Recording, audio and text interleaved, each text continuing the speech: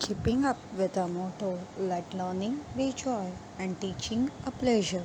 Here we are with remote teaching and learning process to bridge the gap. Happy learning, students. Here Mrs. Sonal Shah Doshi from Thakur Vidya Mandir High School and Junior College teaching you all geography today for grade 7 chapter 5 winds part 2.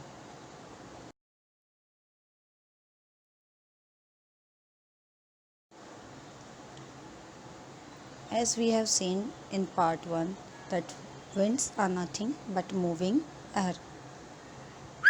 Let us learn something more about winds today. But before that, let us recall. We have done the experiments using straws, paper boats, and ball of water that wind blows from high pressure area to low pressure area in an horizontal manner. We have also seen that air pressure is not uniform across the Earth's surface and it moves from high pressure area to low pressure areas in horizontal manner. Winds are generated due to this movement of air and moving air is known as wind. So the main cause of generation of wind is the uneven heating of two regions. We have also seen that winds are classified on the basis of direction in which they blow, the regions they covered, duration and condition of the air. We have seen that major two types of the winds are planetary winds and local winds, and planetary winds are further subdivided into easterlies, westerlies and polar winds on the basis of the direction in which they blow, while local winds are like mountain breeze and valley breeze, land breeze and sea breeze and other important local winds.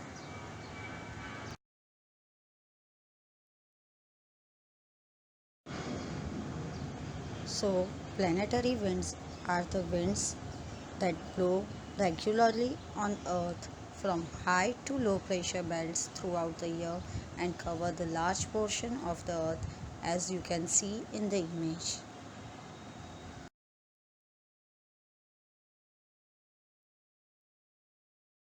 Whereas local winds are the winds that blow for a short period of time and over the limited area and they affect the climate of that particular region in which they blow.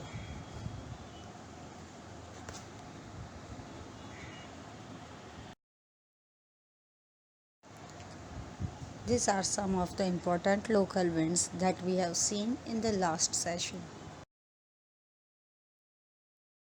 Today we are going to learn one more type of wind, that is seasonal wind. So what are seasonal winds? Seasonal winds are also known as monsoon winds as they are generated due to the uneven heating of land and water in the different seasons. During summers, these winds blow from sea to the land as sea water becomes hot, and in winter they blow from land to sea.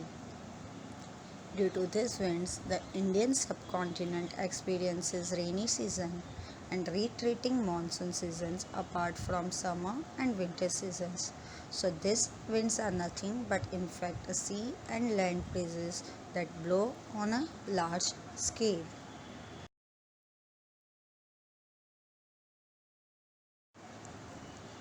Another thing to know about the monsoon winds are most of the precipitation in the Indian subcontinent is the effect of monsoon winds, and after crossing equator they blow from the southwest towards the Indian subcontinent during the period from June to September. So they are called southwest monsoons as they are full of moisture and brings rain. Now from September to December, because of low pressure area developing near the equator, the winds blow from the Indian subcontinent towards the equator and they are known as northeast monsoon wind. Northeast monsoon wind. They are dry winds without any moisture.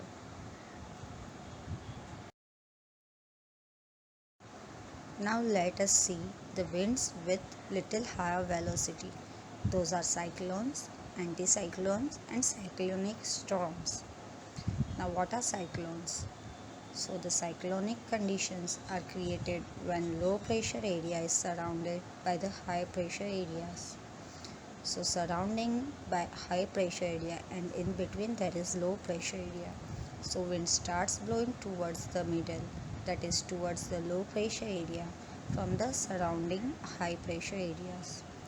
Now due to the rotation of earth, the cyclonic winds in the northern hemisphere move in anti-clockwise direction, whereas in southern hemisphere they move in clockwise direction. So as they are destructive during a cyclone, the sky is cloudy, winds blow with very high velocity and it rains heavily, and this cyclone is represented by the letter L on weather maps. Here you can see the image of one of the cyclones.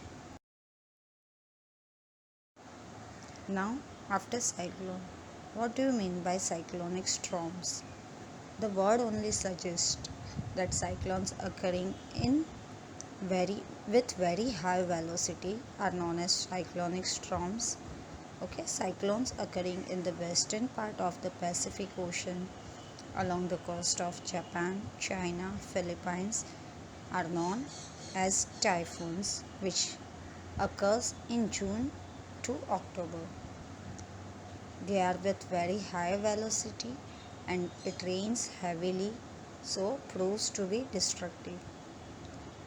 Now other cyclone is cyclone in the Caribbean Sea. They are known as hurricanes. They are also destructive in nature like typhoons. Now during this storm the minimum velocity of the wind is 60 kilometers per hour. Now cyclones are also originate in temperate zone, but they are not so destructive and powerful.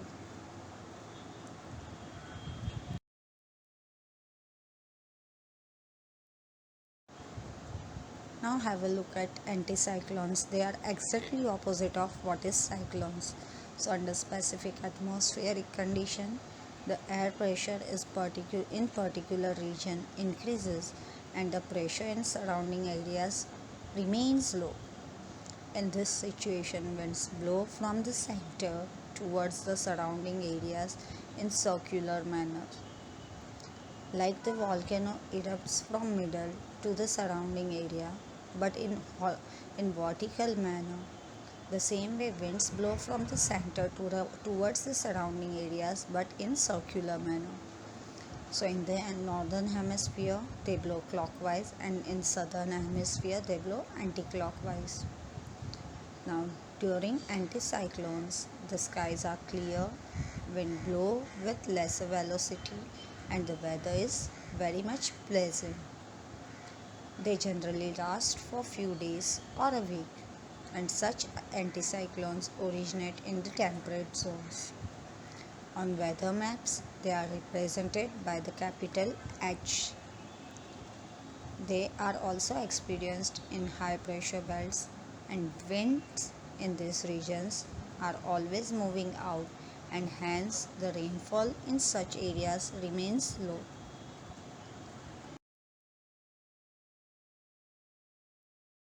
Here you can see the image of cyclone and anticyclone, and you can compare them and see they are exactly opposite to each other.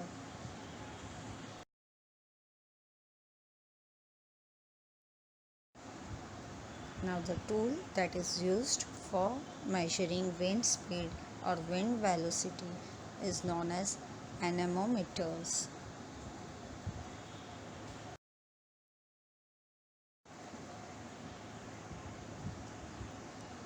Here is how winds are measured with reference to speed.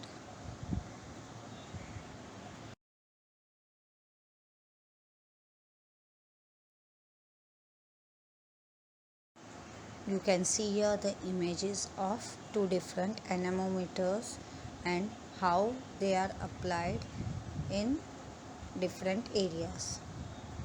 So we have done with chapter number 5 today, that is winds.